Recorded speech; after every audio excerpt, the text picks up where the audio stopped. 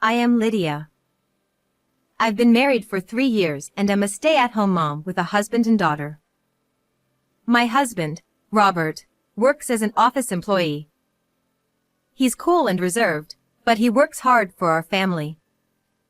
One day, I received an unusual phone call during his lunch break. Curious, I answered the call, assuming it must be something urgent for him to call at this time. However, what Robert said was utterly unbelievable. To uncover the truth, I visited someone, and there I discovered an unexpected and shocking revelation. On an ordinary weekday afternoon, while reading and sipping coffee, I received a call from Robert. He rarely calls during work hours, so I was surprised. Immediately after answering, Robert began saying incomprehensible things. His voice sounded lower than usual, and I sensed both anger and confusion through the phone. I couldn't grasp the meaning of what he was saying, but he continued. Hey, so it seems you're leaving our child to my mother every weekday. What's going on? I was taken aback by Robert's accusation. He quickly clarified that he wasn't blaming me but wanted me to listen. Apparently, my mother-in-law had called him earlier. Our apartment and her house are about an hour's drive apart, so we rarely meet. Aside from occasional family gatherings during the new year, we don't visit often. Plus, I don't have a driver's license, so I usually handle transportation, especially with our young daughter. Given this context, the idea of me going to my in-laws' place every day seemed absurd. According to my mother-in-law, I was leaving our child to her daily and going out to play. She claimed she had reached her limit and called Robert. When Robert heard this, he vehemently denied it. However, my mother-in-law had sent photos of her pushing the stroller with our baby girl or videos of her drinking milk. Robert was puzzled by these images. I also saw the forwarded photos, but something felt off. They all showed the child from behind or in profile, never showing her face clearly. None of these photos show her face directly, I pointed out. Robert quietly agreed, saying, "Yeah." Despite both of us defending our positions to my mother-in-law, the conflicting accounts left us frustrated and at a loss. I reassured him, saying, "I've never left our child at my in-laws, and she's right here with me." Robert apologized, realizing he had jumped to conclusions. After that, he fell silent. Robert must have been contemplating various thoughts, but I couldn't help wondering why my mother-in-law suddenly made such an accusation. Robert, being a kind and family-oriented person, probably didn't want to believe that his own mother was lying. However, he couldn't strongly blame me without any certainty, which might explain his half-hearted approach. "Robert, let's go to your mother's place and find out," I suggested. Robert agreed with a simple understood and hung up. Over the weekend, we headed to my in-laws' house after a long time. Although I was a bit worried about our 9-month-old daughter being in the car for an hour, she didn't fuss at all, and we arrived safely. When we pressed the intercom, hurried footsteps echoed, and the door opened. There stood my stern-faced mother-in-law. Robert said, "Mom, we'd like a detailed explanation." She sighed and replied, "Honestly, Weston claims Lydia has been leaving her daughter to him, so I wanted to hear Lydia's side of the story." Robert and I exchanged glances, both puzzled. Weston, Robert's brother, had been married but divorced within 6 months due to some trouble. Even though my interactions with my in-laws were minimal, the idea of Weston and me being connected was absurd. Robert had tried explaining this to my mother-in-law, but she remained stubborn. Still, I couldn't see her as someone who would lie. Those photos. Weston took them, right? I asked. My mother-in-law nodded. Strangely, all the photos showed my mother-in-law's arms, body, and face, clearly taken intentionally from that angle. Given the context, it was likely Weston, but as expected. I sighed, unstrapped our daughter from the baby carrier, and showed her to my mother-in-law. The last time you saw our daughter was when she was about a month old, right? It's been 9 months since then, so her appearance has changed. But this child is undeniably ours. As my mother-in-law peered at our daughter, their eyes met. Our daughter smiled, but my mother-in-law's expression tightened. Clearly, the child she had cared for looked different. Robert also didn't seem to see his mother-in-law lying, and there was silence between us. At that moment, we heard the sound of the front door opening, and someone said, "I'm home." Robert and my mother-in-law headed toward the entrance, and I peeked from the slightly open living room door. There, Weston was holding a baby who appeared to be about the same age as our child. Curious about this strange phenomenon, both my mother-in-law and Robert questioned Weston. However, Weston confidently insisted on some outrageous claims. The more we listened, the more nonsensical his statements became. Then, a shocking revelation emerged. Weston chuckled and said, "Oh, so I've been caught." Naturally, Robert confronted him, asking, Why would you do such a thing? Weston's response was unexpected. Well, I dislike both Robert and Lydia. While it made sense for Robert, since they're brothers, I couldn't fathom why Weston disliked me, someone he had no connection to. According to Weston, Robert's annoying habit of outperforming him at work was the reason. Interestingly, both Robert and Weston worked at the same company. Their workplace was owned by Robert's uncle, and it followed a pattern where young male family members joined, gained experience, and eventually became independent, strengthening ties between companies. However, despite Robert's rapid promotion to a managerial position, Weston remained an ordinary employee. Frustrated, Weston expressed his selfish opinions. But then, he took it a step further. You know, Lydia, the reason I got divorced was because of you. Honestly, you're cuter than my ex-wife Anna, and she got jealous and asked for a divorce. I had only met Anna once, so her opinion of me hardly mattered. Weston's dislike for Robert led him to concoct a plan to harass his despised brother. Suddenly, our daughter started crying, sensing the tension. As I tried to soothe her, Weston glanced at her and remarked, Ugh, she's not cute. That was my breaking point. I vowed to teach this incredibly rude Weston a lesson. I was ready, no more holding back. Before any of us could speak, my mother-in-law raised a crucial question. So, whose child are you holding? We had all wondered the same thing. Upon closer inspection, the baby's features did resemble ours.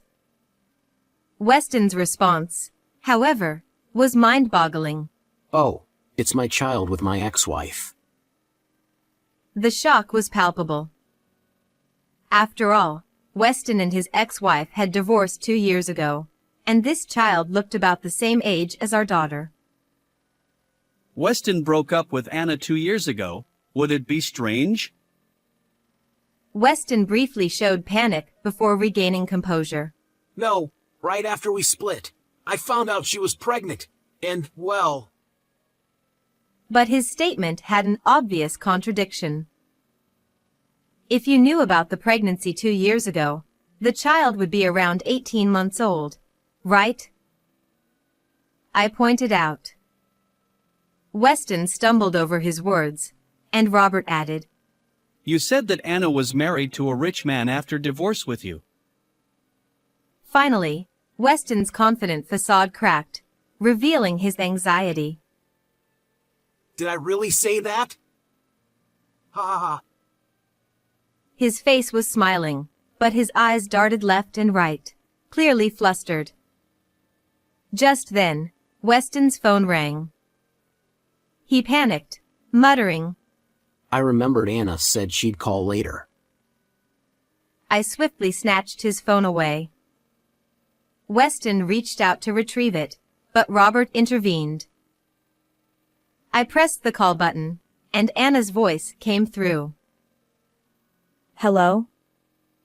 Listen, my husband is coming home early today, so could you return our daughter around 4 p.m.? She chatted away, assuming she was speaking to Weston. When I introduced myself, there was silence.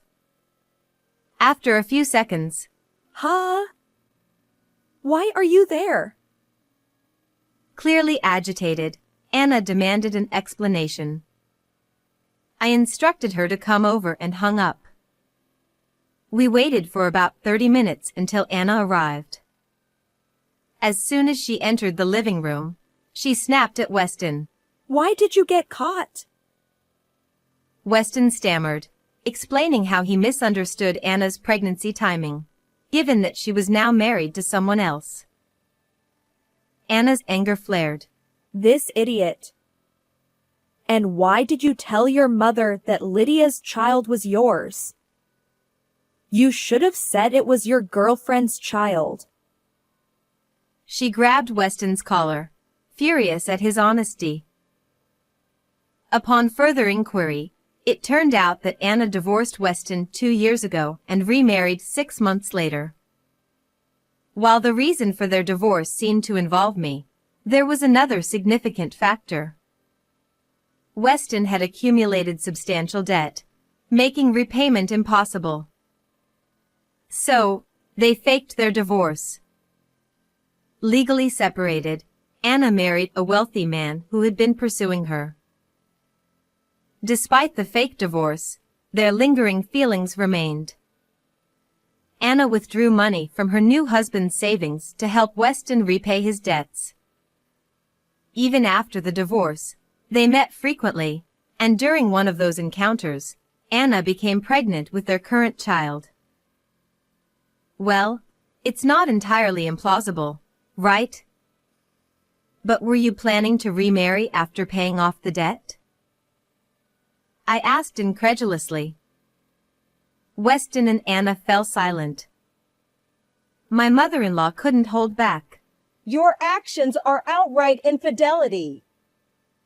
Pay proper compensation to Anna's current husband and decide your future. And why did you push your child onto me, claiming it was Lydia's? Weston's feeble excuse, about finding parenting difficult and wanting to hang out with friends, elicited collective sighs. Suddenly, Robert interjected. So what about you and your current girlfriend? Anna hesitated, saying, Well, that's just another excuse. But I noticed Weston's pained expression. Anna, judging by Weston's reaction, it seems like he's telling the truth, I remarked. Weston snapped back, denying everything, but Anna's face tightened. Unable to bear everyone's scrutiny, Weston tearfully confessed. Actually, I'm dating someone I met on a dating app.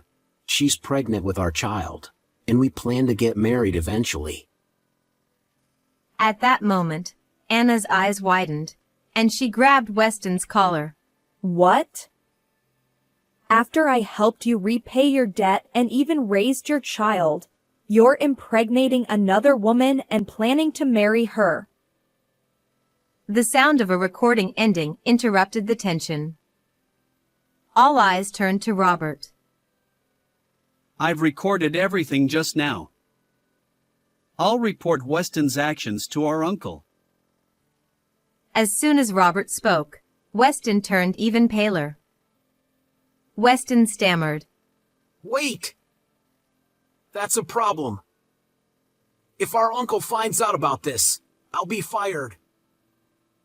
But Robert had already sent it to their uncle, leaving Weston in despair, collapsing to his knees. Anna's actions aren't blameless either, so let's not solely blame Weston, I suggested, redirecting Anna's anger toward me. Anna, now crimson with rage, pushed me and exclaimed, Aren't you entirely at fault? Being cuter than me is your biggest sin. Her words made little sense. Nursing my scraped knee from the push, I continued. This recent incident could be considered assault, right? My brother is a lawyer, so I'll report this to him. Excuse me for now. Anna, alarmed by the mention of a lawyer, frantically apologized. While my mother-in-law intervened to calm them down, we quickly got into the car and left the family home. Later, Robert's uncle, after watching the video, was furious and promptly fired Weston. It's a downside of running a family business. Such matters can be resolved swiftly. Additionally, my mother-in-law was livid that her son had disrupted another family and immediately contacted Anna's husband. Naturally, he was furious and divorced Anna. As for the child, Weston's child is considered Anna's husband's. He spent a significant sum hiring a top-notch lawyer, gained custody, and moved far away. Anna was saddled with substantial debt due to divorce settlements and the money previously used for Weston's debt repayment. Understandably, Weston's girlfriend chose the path of a single mother and severed ties with him. This incident prompted us to visit the family home more often, deepening our relationship. Currently, our relationship with my mother-in-law is excellent.